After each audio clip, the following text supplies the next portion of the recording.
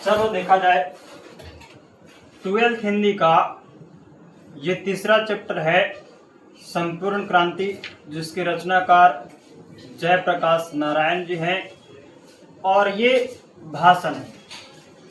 सबसे पहले इसमें देख लेते हैं लेखक परिचय। तो देखते हैं कि लेखक परिचय में क्या कहता है। सबसे पहले क्या कहता है कि संपूर्ण क्रांति शीर्षक पाठ कैसी रचना है। तो ये रचना एक भाषण है। दूसरा कहता है कि संपूर्ण क्रांति शीर्षक पाठ के रचनाकार कौन है। तो इसके रचनाकार लेखक जयप्रकाश नारायण जी हैं। अब तीसरे नंबर में कहता है कि जयप्रकाश नारायण जी का जन्म कब हुआ था। तो इनका जन्म 8 अक्टूबर 1979 ईस्वी को हुआ था। आगे है कि जयप्रकाश नारायण का जन्म कहाँ हुआ था। तो इनका जन्म सिताब दियारा गांव उत्तर प्रदेश के बलिया और बिहार के सारण जिले में फैला हुआ क्षेत्र। उसके बाद कहता है जयप्रकाश नारायण का बचपन का क्या नाम था। तो इनके बचपन का नाम था बाउल जी। इसके बाद है कहता है जयप्रकाश नारायण जी बड़े होने पर किस नाम से प्रसिद्ध हुए। तो इनको बड़े होने पर जेपी नाम से प्रसिद्ध हुए। फिर कहता है कि जयप्रकाश नारायण जी अपनी जन पक्षधरता के लिए किस रूप में प्रसिद्ध हुए। तो ये लोक नायक के रूप में प्रसिद्ध हुए। अगला है कहता है कि जयप्रकाश नारायण के पिता और माता कौन थी। तो पिता थे हर्षुदयाल और माता फुलरानी थी। अब कहता है कि जयप्रकाश नारायण की पत्नी कौन थी। तो इनकी पत्नी का नाम था प्रभावती देवी।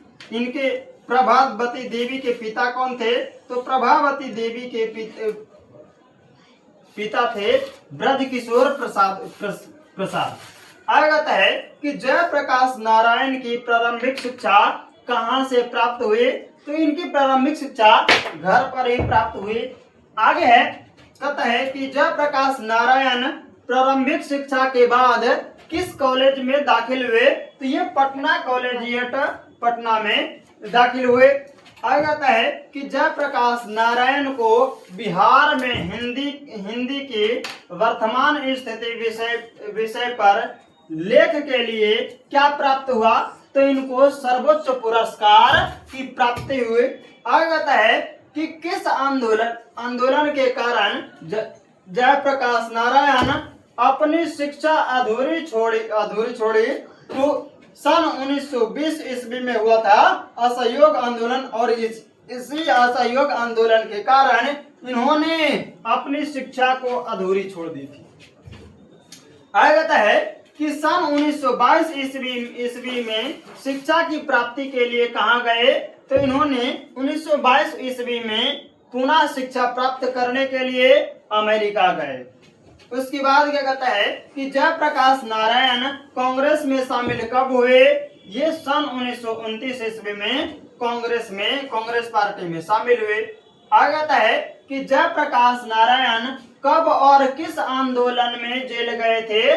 तो ये सन 1932 ईस्वी के सविनय अवज्ञा आंदोलन में जेल गए थे। इसके बाद क्या कहता है जेल से बाहर निकलने के बाद कांग्रेस पार्टी के ही अंदर किस पार्टी के गठन में अहम भूमिका निभाई।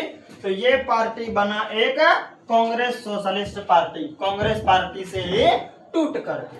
आगे कहता है कि 1942 के आंदोलन से किसे विशेष प्रसिद्धि मिली। तो ये जयप्रकाश नारायण को जब 1942 का भारत छोड़ो आंदोलन हुआ तब उस समय इनको विशेष प्रसिद्धि प्राप्त हुई। आगे कहता है कि जयप्रकाश नारायण विनोबा भावे के सर्वोदय आंदोलन से कब जुड़े। तो ये जुड़े सन 1954 ईस्वी को। आगे कहता है क्या कि आजादी के बाद कब और किस पार्टी के गठन में अपना अहम योगदान दिया? तो आजादी के बाद प्रजा सोशलिस्ट पार्टी के गठन में अपना योगदान दिया। आगे है कि छात्र आंदोलन का नेतृत्व किसने किया? तो छात्र आंदोलन पटना से प्रारंभ हुआ, जिसको जयप्रकाश नारायण ने आगे बढ़ाया। फिर कहते हैं क्या आगे है कि जयप्रकाश नारायण के मार्गदर्शक में किस पार्टी का गठन हुआ? तो ये जयप्रकाश नारायण के मार्गदर्शक में जनता पार्टी का गठन सन 1977 ईस्वी में हुई। आगे कहता है कि रिकंस्ट्रक्शन ऑफ इंडियन पॉलिटी के लेखक कौन है? तो इसके लेखक है जयप्रकाश नारायण। आगे है कहता है जयप्रकाश नारायण को समाज सेवा के लिए कब और कौन सा पुरस्कार प्राप्त हुआ? तो इनको समाज सेवा के लिए सन 1965 ईस्वी में मैग्सेसे सम्मान पुरस्कार की प्राप्ति हुई और उसके बाद सन 1998 ईस्वी में इनको भारत रत्न पुरस्कार से भी सम्मानित करा गया। जयप्रकाश नारायण ने आगे बढ़ाया। फिर कहते हैं क्या आगे है कि जयप्रकाश नारायण के मार्गदर्शक में किस पार्टी का गठन हुआ? तो ये जयप्रकाश नारायण के मार्गदर्शक में जनता पार्टी का गठन सन 1977 ईस्वी में हुई। आगे कहता है कि रिकंस्ट्रक्शन ऑफ इंडियन पॉलिटी के लेखक कौन है? तो इसके लेखक है जयप्रकाश नारायण। आगे है कहता है जयप्रकाश नारायण को समाज सेवा के लिए कब और कौन सा पुरस्कार प्राप्त हुआ? तो इनको समाज सेवा के लिए सन 1965 ईस्वी में मैग्सेसे सम्मान पुरस्कार की प्राप्ति हुई और उसके बाद सन 1998 ईस्वी में इनको भारत रत्न पुरस्कार से भी सम्मानित करा गया जयप्रकाश नारायण को।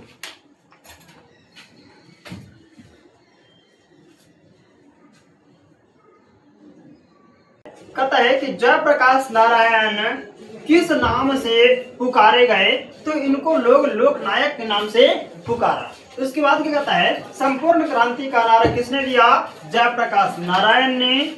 तो उसके बाद क्या कहता है किस पाठ में 5 जून 1874 के पटना के गांधी मैदान में दिए गए जयप्रकाश नारायण के संपूर्ण क्रांति वाले ऐतिहासिक भाषण का एक अंश प्रस्तुत है? तो ये है आपका संपूर्ण क्रांति शीर्षक पाठ में। फिर क्या कहता है छात्र आंदोलन कब और कहां से प्रारंभ हुआ? तो ये 5 जून 1974 ईस्वी को पटना के गांधी मैदान से प्रारंभ हुआ। फिर क्या कहता है सबसे लास्ट कहता है संपूर्ण भाषण स्वतंत्र पुस्तिका के रूप में कहां से प्रकाशित है? तो ये जनमुक्ति पटना के द्वारा क्या है प्रकाशित की गई है इस संपूर्ण क्रांति नामक भाषण को।